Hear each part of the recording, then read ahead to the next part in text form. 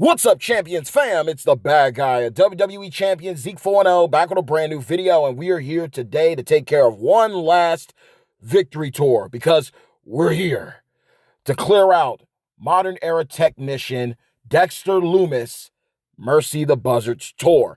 This was one that came out of nowhere like an RKO because there were two objectives for this MLE, this month-long event. I wanted to go the distance and pick up off the midweek prize wall the gear for Modern Era Technician waifu Charlotte Flair, which we were able to do. But in the midst of doing that and finishing that story, we were also able to prevail properly, and get the last shards we needed to pick up Dexter Lumis. Everyone at the beginning of the MLE or MLC month-long contest, whichever one you prefer to say, got Modern Era Showboat Joe Gacy, Huskus the Pig Boy, the first of his kind, the first Joe Gacy we ever had in the game. I got blessed during Black Friday. I was able to pick up Modern Era Trickster, Bo Dallas, Uncle Howdy. That was also amazing. We were so close to him that we might as well finish the story and shard hunt the last of his shards, and we were able to take him up to 6-star gold. And of course, I can't forget about Modern Era Striker, move damage juggernaut, Eric Rowan, Rambling Rabbit. Everyone should have been able to get him if you just did your due diligence. But Mercy, Dexter Lumis was up in the air. But once I was able to clear out Charlotte Flair, everything worked out full tilt. With what was left over, I was able to get the last bit of shards that I needed to take care of Dexter and get him in. And with that, I was also able to pick up the moment. Now, the moment is a busted moment. I do not have any of the currency for the moments right now, so that is why it's sitting at 0, but it is one that will benefit him later on down the road. We have 100% move damage strap on him with no medals. That was the one that I also lucked out on with a move damage strap. And I have him at 5-star bronze because of future-proofing my account. Talent Up came and gone. I did a few moves, but there's one big move I want to do with the next Talent Up, and that's taking up Ministry of Darkness Undertaker from 6-star bronze up to 6-star gold. And in order to do that, I need the purple MP. I need the purple moves. I need the purple TP. I had to say them all like that so I could just get my head cleared out of it. All the purples covered, right? So now we are sitting here with the TG, the triple green build. And this is what we're rocking and rolling with. We got the breaking point. That's the finisher. It's going to deal damage and make multiply gems into green gems. We have the open hand uppercut, choosing a row that we make into multiply gems with the strength of 7. And last but not least, we have the bulldog, dealing damage and increasing our green move points, our green MP. So this is what I got for here, especially with the plus 99. It's real simple. I got Matt Hardy for plus 2 multiply gem strength. We got Raquel Rodriguez. I could have sworn it was Gonzalez down at NXT. Same way with Io Sky and Io Shirai. I don't know why they changed some names. Walter, Gunther. It is what it is, right? But at the end of the day, we were able to do what we needed to do. So we got her on here as well. Green gems do 25% more damage, increase our multiply gem strength by 1. Then we have Hall of Fame DDP also working a double time here with green gems and green moves doing 30% more damage. And then we have Zombie Chelsea Green with the green gems doing 40% more damage and the multiply gems doing 60%. So that is what we're doing. That is what we got maxed out. The others are sitting here because Ministry of Darkness Undertaker needs purple too, and it is what it is. I could clear it out. We'll see what happens, depending on how far we're able to get with these victory tours. They make it so you're able to cheese them. So enough talking. Let's go ahead and just see this guy in action and see what he's going to do. Because we're literally just going to be running 2 moves right here. Realistically, that's all we really need to do because we're fully loaded. I love the entrance for this guy. I love all of their entrances. They're absolutely perfect. The only one I'm missing is Nikki Cross, Abby the Witch. That's the only one I'm missing, and you know what? I'm cool with that. I mentioned it in a previous video, to each his own. I know she's great, but the way you seem to need to play her, it's just not for me. That's just me personally. It's not for me. I'm getting used to utilizing Uncle Howdy's play style with the up, down, down, up situation. You know what I mean? Putting down putting up the snowfall, putting down the road break, and then you got to go back, work your way. It's a very fun situation because it literally reminds you of putting in a PlayStation code when you were playing like Grand Theft Auto and then they get your tank or whatever, right? It does remind me of that, so it is fun, but it is a very unique play style. And even then, I could see somebody saying, if you have it, it's like, well, I mean, that seems like a little too much too. So it's like, to each his own. I just know that when I watch the gameplay, there's no debate, there's no discussion that she's hands down the best powerhouse waifu, and you got to look at the powerhouse class anyway. So it isn't like that was a tall task to achieve anyway, but her the way you play her and everything, for me, it's like a teach his own situation. That's where I'm at with it. But nonetheless, we did not get Nikki Cross, Abby the Witch, but we were able to get all the husbandos of the Wide Six, which unlocked the free moment, which I am grateful and thankful for. So it is what it is. Now I'm going to be on the lookout, hoping and praying that I am able to acquire and pick up the moment for the bloodline. I could utilize that moment a lot for my squadron, and it's looking like, yeah, we're gonna have to. Oh God, okay, it had to go that route, right? And he's right down there, so he's done. Okay, all right, okay, all right. So Julius Creed, showing why he's a monster. This is one of those other things I was happy to get Dexter, because of the Wyatt Six and me being a fan of them, and of course Bray Wyatt as well. That was something that I definitely had to look at and just be like, okay. But I mean, it is possible to beat him. That wild card was the situation, so we could go back in here and get the dub. It's obviously going to be a two-parter, but we'll see how everything falls, right? We'll see how everything falls. So we'll go ahead and do that. We'll take some of his purple away right here by placing them there. Boom, that's going to connect. Then we're going to go ahead and destroy them. They're at 10. Obviously, with the built-in Sherry, with the moment, they'd be up to 14. So that's always something to consider. We're also getting some extra damage right there. But the focal point was the green on here. So it's not the end of the world if we get a little skibbity papped here. It's all good. And I mean, if we gotta level them up, then that's just what we're going to have to do. It's not the end of the world. It's just something that I was not hoping to do. But sometimes content's content, right? I mean, you'll be entertained. My resources won't be, but y'all will be straight, right? So let's see how this goes. Boom. He might kick out. He might not. Boom. Okay. So there we go. Live the fight another day, because he's basically the side one is always the most challenging and the most difficult. So boom, that's another one down. We took a L, then we came back with the dub. But nonetheless, I mean, what are your thoughts? Look, y'all, Christmas time is here. December is here. More than I'm going to be realistic with y'all. I'm not a real big fan of the 2-month long MLC. I've never been a fan of the 2-month long MLE. I'm not going to lie to y'all. It's not, I get why they do it. I'm not a fan of it. I'm not. It's just like, I would prefer, and even when they tie it together, you might as well say it's the same thing. You know what I mean? You're splitting it if you want to say you're splitting it, but it's the same event. I don't rock with it. That's just me. That's the long story short of it. It's obviously, it becomes one of those points like, okay, y'all are getting a little too greedy. Chill out, Scopely. It's good. Like, you were going to make your money anyway because of it being December. You were going to make your money anyway because of the anniversary. Everything rolls out together. When it becomes the two-parter, though, you got to make the content stand out. You got to make it count. My whole thing is, I'm cool. I'm cool with it. I tolerate it. I respect it. You got to get your bag. My thing is, if you're going to do a two-parter, make it very fun. Make it very interesting. Don't do the same old copy, paste, rinse, repeat, cookie cutter situation. WWE Champions has experimented in the past before. Sometimes it worked. Sometimes it didn't. I feel like with you, especially coming off of and looking at it from an outside looking in situation, it's like, yo, y'all literally just made all this money from the zombies to now with the Black Friday. Y'all got a lot of money a lot of money in the game right now for y'all to go ahead and do something absolutely apex and phenomenal for the community. Make it worthwhile. If you're going to want people to go ahead and put up their disposable income, then, make it count. Go out with a bang. You got New Year's resolutions, New Year's revolutions. Go ahead.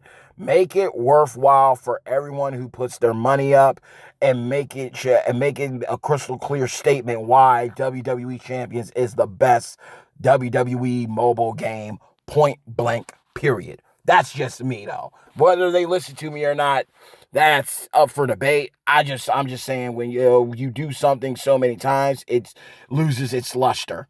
And especially with it being a gem matching game, you can only do so much with a gem matching game, right? So make it count, make it stand out, make it be an experience that whether you're a returning player, a new player, or a current player, make it be an experience like, wow, we rolled out of 2024 on a very high note, and we're rolling into 2025 with the bar set so high. I am excited to see how this year unfolds. That's just me. But the 2-monther makes it a blatant cash grab to me. I get it, and I understand it, because every month is the same. The characters might change or whatnot, but that's just me personally. I feel like when you do the 2 months, it's crystal clear you're driving it home that you just are going for the pockets instead of the overall experience for the players. But we'll see. I mean, literally, things about to reset. Wait, well, let's go ahead and check something real quick. Let's see. Well, that concluded. Let's see at the bottom. Let's take a stroll and see what's going on here. I had all these fuses I wanted to use, but then they didn't have the faction contest for that. So, let me know too. I mean, just out of curiosity, did your faction clean house when it was all said and done, y'all? Did your faction clean house when it was all said and done? I really approved of, nowhere close to Abby. Got the shards that I was able to get. I didn't even pick up the 800 shards like they did LA Knight, Zele Knight, I should say. I was highly impressed by that because, I mean, I contribute regardless. If I can't make it, then I let them know, fully aware. Like, I let my faction mates, if I can't do it, I will make it clear, hey, I'm not going to be able to participate. But I do my best to put my best foot forward every single time. If I'm able to do content, I will do content, no matter what the situation. We do not have the new characters in the game yet, but they will be coming. We're going to get something. Someone's going to drop a video on them, or the blog's going to update. We will see the new characters sooner rather than later. Best believe that. But, with how they set up the event and how they had everything go for it, I'm not mad at it. It's definitely something that shows you, like, are you a team player, or are you only out for yourself? And that's the thing. Like, you got to find that balance. This is a game that I really enjoy, games that make it crystal clear. Like, they let you know, look, we see who has zeros, we see who doesn't. There's understandable reasons as to why some people have zeros. There's other situations where there's no excuse. If you didn't reach out to your leaders and say, hey, this is what's going on, or you didn't reach out and say, hey, I know that I was scoring good this time, but a family emergency came up. Communication is key for anything. If communication fails, then we all fail, right? This was definitely, I believe, with this being the third feud, by the time you're watching this video, the feud's already over. This is what I'm speaking on, the Save Me feud. I really enjoyed it because it was unique. We now have a new interesting setup. We've had a regular Flash feud, then we had a regular faction feud, a normal Flash feud, and then we had a two-parter feud. One that was nothing but waifus and nothing but husbandos for the latter. So you literally had a new format that's now out. It's like, hey, part one is waifus, part two is husbandos. Part one is husbandos, part two will be waifus. And you were able to cover everything. If your waifus couldn't cover all the requirements and everything, then you definitely should have had the husbandos pick up the slack on the latter part of it and still do what you needed to. But this also put things in perspective, of the sense of, you see and you saw, you got to see and you saw who has heart in your faction. It's not to separate or divide houses, but it's allowing people to get their houses in order and to clean up shop. You now got to see, okay, who really contributes. Like, Not just when we're in a faction setup, like the faction contest is going and we're looking at you check your leaderboard to see where everyone is because that competitive edge in you, but you're also seeing who contributed even when they knew that, okay, this is going to be all on me.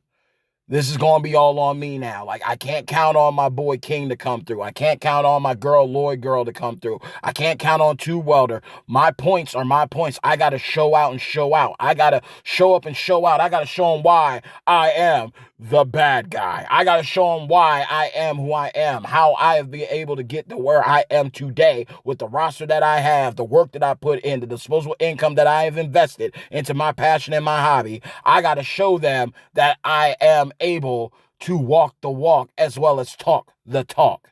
And I enjoyed that about this feud because you got to see a clear, crystal clear picture of who your contributors are in your faction and who are those who are bottom feeders, those who are not going to put in any work, those who lack communication, those who only look out for themselves and do the least amount of effort and want all the rewards of everyone else's hard work.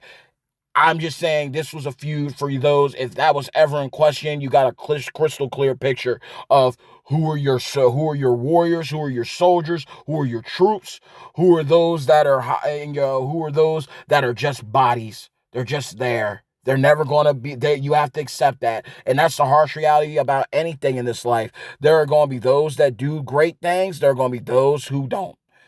There are going to be those who want to grow. There are going to be those who choose to remain stagnant. And this feud was one of those situations that opened up the eyes to many people, for better or worse.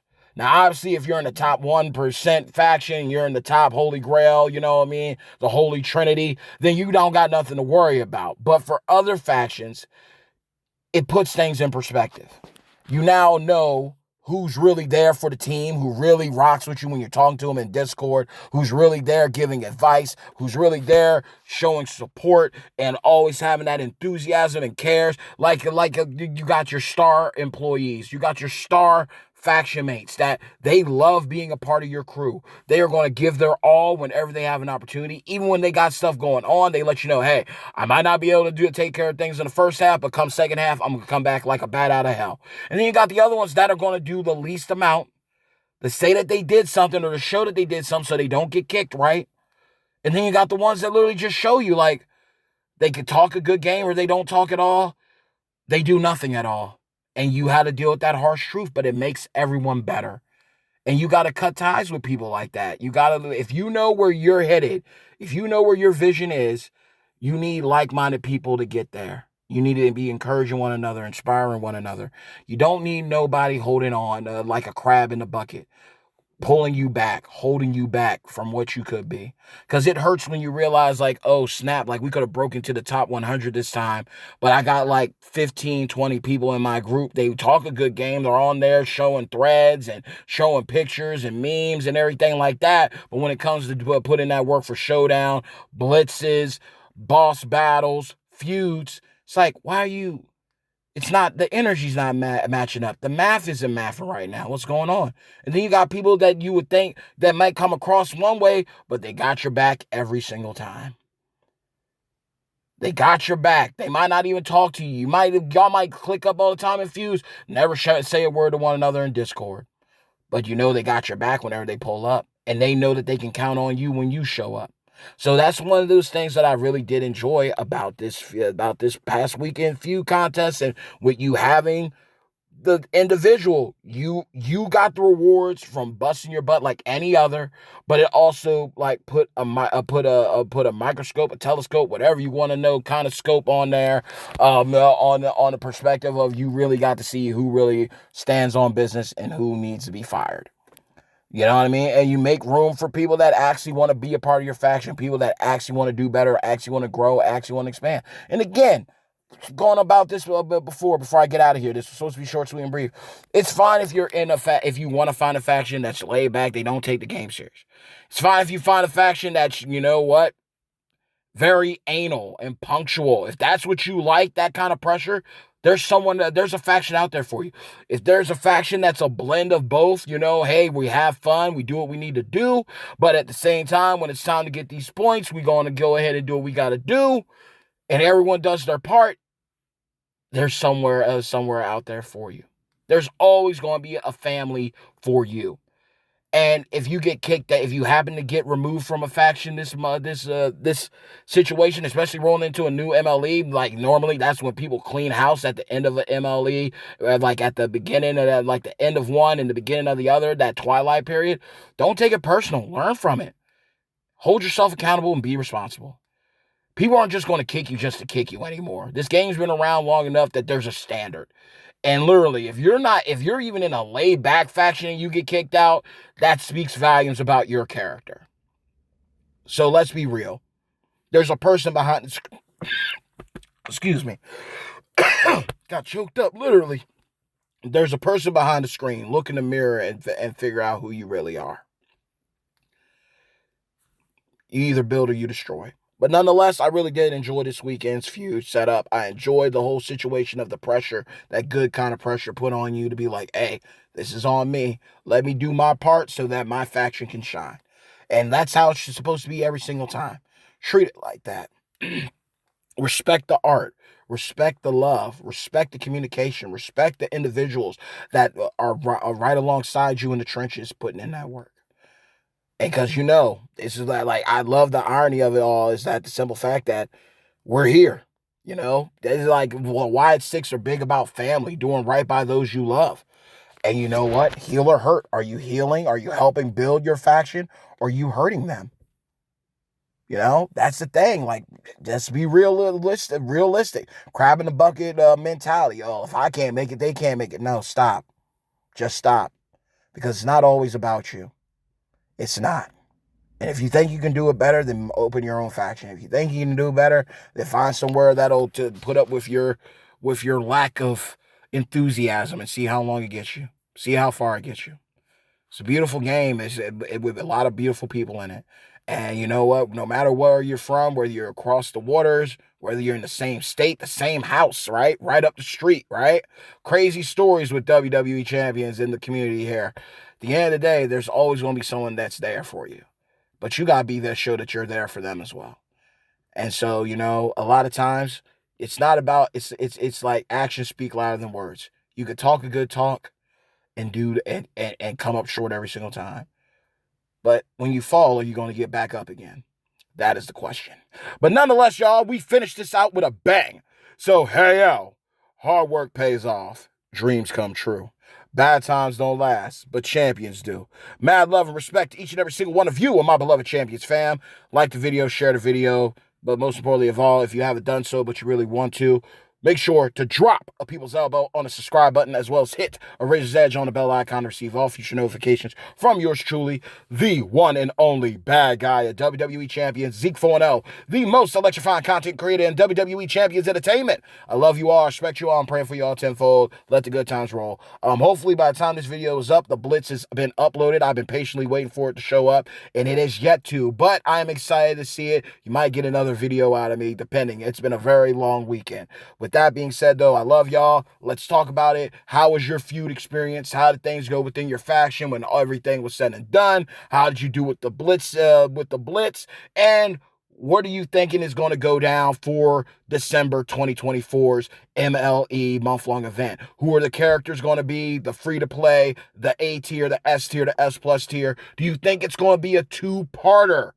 Are we going to get some new Hall of Fame units that are going to come in?